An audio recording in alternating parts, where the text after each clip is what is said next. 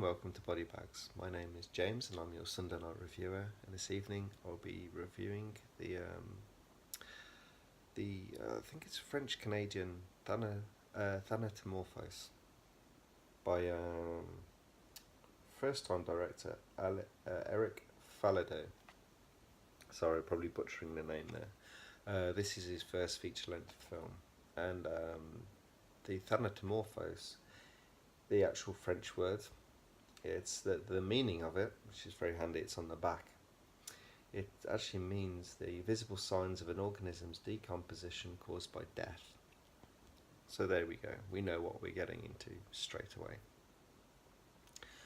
We watch a young woman, basically, while alive, very much alive, but throughout the film, decompose to a state of death. Yeah, it's quite a graphic film, obviously. It's yeah, it's very art house. It's very slow burn, but it's very interesting as well. I was taken by it quite a lot, actually. I did enjoy this.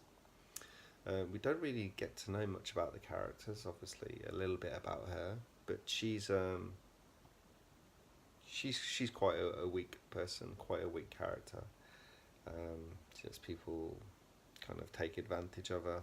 She's doesn't seem to have a lot of drive, a lot of confidence. I think she's some sort of aspiring artist. She's making a bust out of clay, trying to, but not really getting very far with it. And yeah, when this all kicks in, when it starts to decompose, it's like it kind of mirrors her, but she just she doesn't seem to care about anything. She's just got no impetus. She's got no drive, and it's like the body is kind of starting to mirror how she is, and it's just giving up, and it's just starting to rot. But it's funny how how through the film, when the body gets worse, she seems to get stronger. She yeah, makes a few more choices, so to say. There's maybe that things she just doesn't do at the start of film. She very much like decides to do certain heavy things during a film, and that's a bit of a shift from the character. But watching what happens to her, it's pretty grim. Yeah, there's bits of there's body parts falling, start to drop off. There's lots of vomit. There's vomiting semen. There's feces. There's bloody urinations. It is pretty graphic and grim. It's yeah, and with the bits of bodies falling off, she starts trying to glue herself together. She uses tape. She even starts sewing herself together. Trying. It seems like she can't really feel anything because the body's kind of pretty much dead and dying. So she can kind of do what she can to kind of keep it going. Yeah, very, very much actually. She starts to document what's kind of going on, putting bits and pieces in. Sorry, I'm very tired, as you can see. Huge bags under my eyes. Very long weekend. Very tired. As soon as I finish this, I'll be going to bed. But sorry, as I was saying, yeah, she starts to document what's happening to her, and it's very much reminiscent of The Fly. Bits and body parts going into jars, and she's taking photos of herself and propping it next to it and marking down what it is.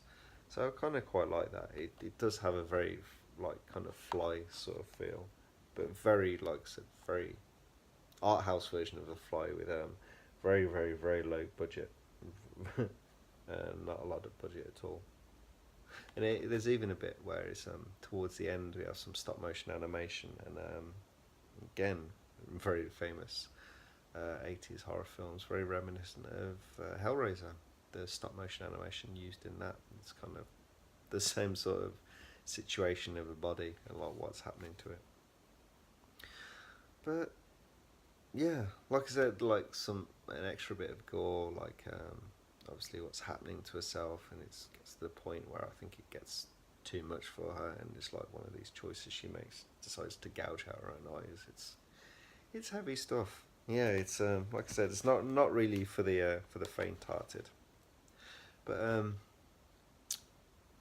what adds to it also is the real feeling of claustrophobic closeness, and you have this very melancholic score as well. It's kind of violin based, and like so when it comes in, it's normally very deep, depressing things which are happening on screen, and everything is filmed inside a house, apart from one very kind of sketchy,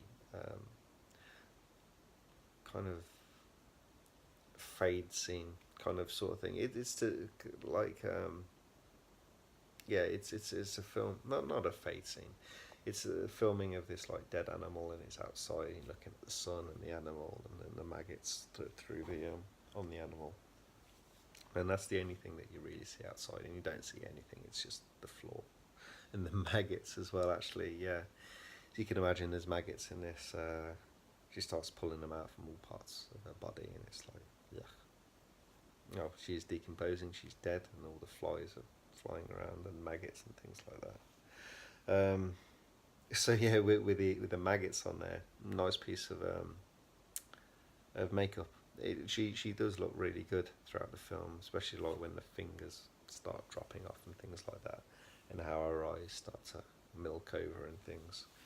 Yeah, it looks good. Like I said, there's probably not a lot of budget to this, but what they've done with the small budget that they had, it looks really good.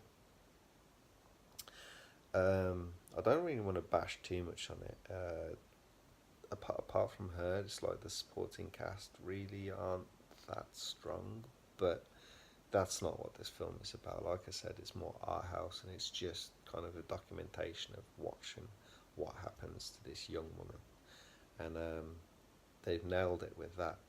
There's a few bits and pieces throughout the film where it kind of goes into video, and like some really nice effects going on there, and I couldn't help thinking that just drop the digital camera that this was filmed with and just do it all shot on video. I think it would have been like, it would have helped it some more with that real grittiness as well. It would have been like extra claustrophobic, I think, because you know when with the old VHS you can't quite see some things, and it starts, you know, it's like playing on your mind some more, and it's like your imagination has to make up kind of what's going on. But what you see in this, it's good.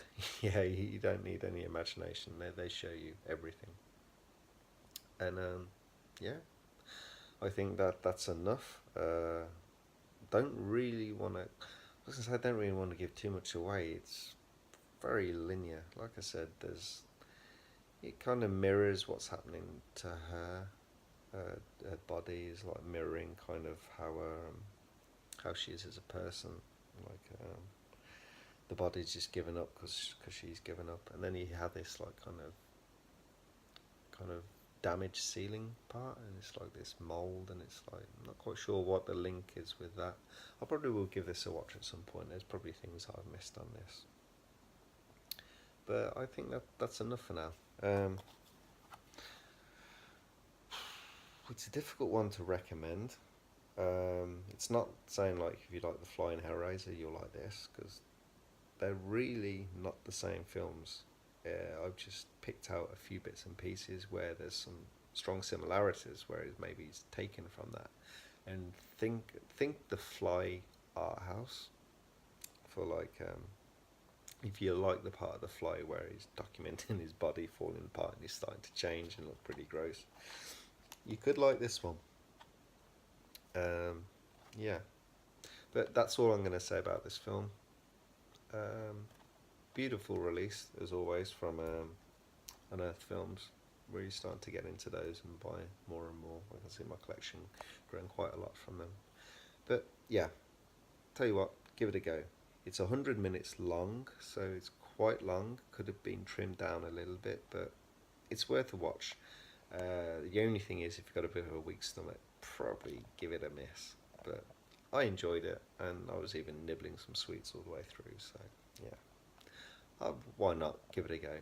But anyway, that's the end of my review, and thanks very much, and I will see you next weekend. Good night.